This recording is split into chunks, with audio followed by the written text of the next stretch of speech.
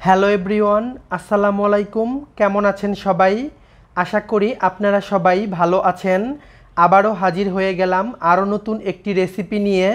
আমার আজকের recipe Eid special লাচ্চা সেমাই। প্রথমে চুলায় একটি প্যান বসিয়ে দিয়েছি, আর প্যানটি গরম হয়ে গেলে তাতে দিয়ে দেব 1 টেবিল চামচ ঘি। আর ঘিটাকে এভাবে মেল্ট করে নিতে হবে। ঘিটা যখন পুরোপুরি মেল্ট হয়ে যাবে সে পর্যায়ে দিয়ে দেব সেমাই। আমি এখানে লাচ্চা সেমাই নিয়েছি, 200 গ্রামের একটি প্যাকেট নিয়েছি। এ পর্যায়ে চুলার আঁচ মিডিয়াম টু লো করে সেমাইগুলোকে ভেজে নেব। এভাবে ঘিয়ের মধ্যে সেমাই ভাজি করে রান্না করলে সেমাইয়ের টেস্ট অসাধারণ হয়।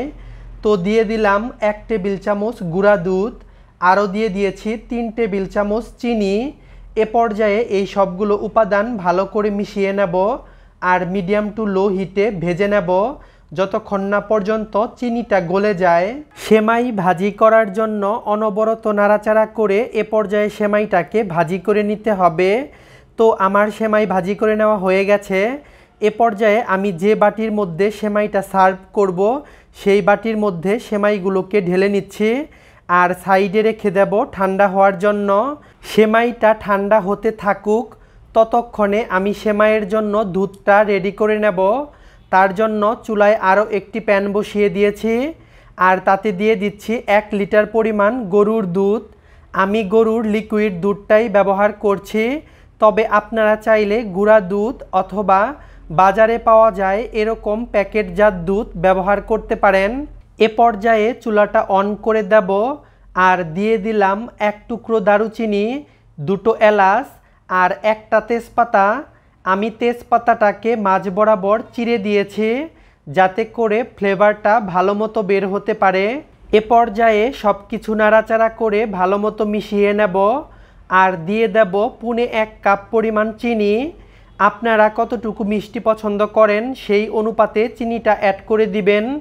যেহেতু আমরা সেমাইটা চিনি দিয়ে ভাজি করেছি তার জন্য আমি আমার পরিমাণ মতো চিনি দিয়ে দিলাম, তবে আপনারা কমিয়ে এবং বাড়িয়ে দিতে পারবেন। এ পর্যায়ে দিয়ে দিলাম 1 চিমটি পরিমাণ লবণ।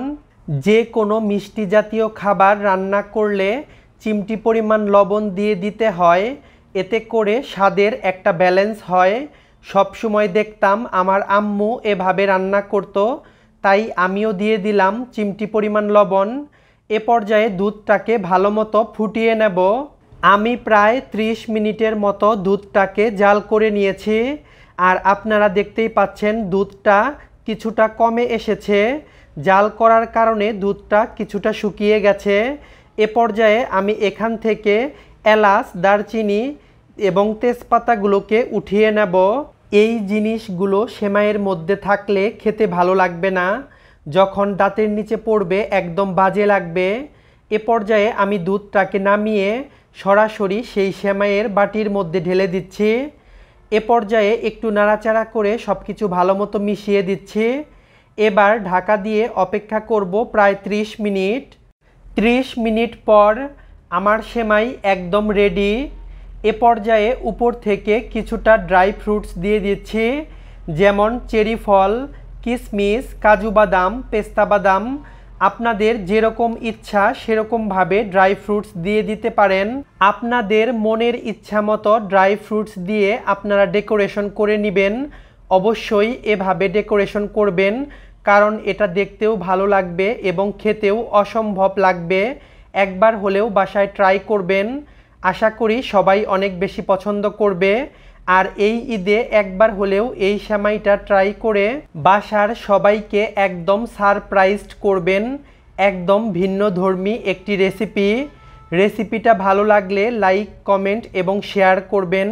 আমাকে সাপোর্ট করার জন্য প্লিজ আমার চ্যানেলটাকে সাবস্ক্রাইব করবেন আর ফেসবুক পেজটাকে ফলো করে আমার পাশেই থাকবেন। আবারও দেখা হবে নতুন কোনো রেসিপিতে। সে পর্যন্ত সবাই ভালো এবং সুস্থ থাকবেন। আল্লাহ হাফেজ।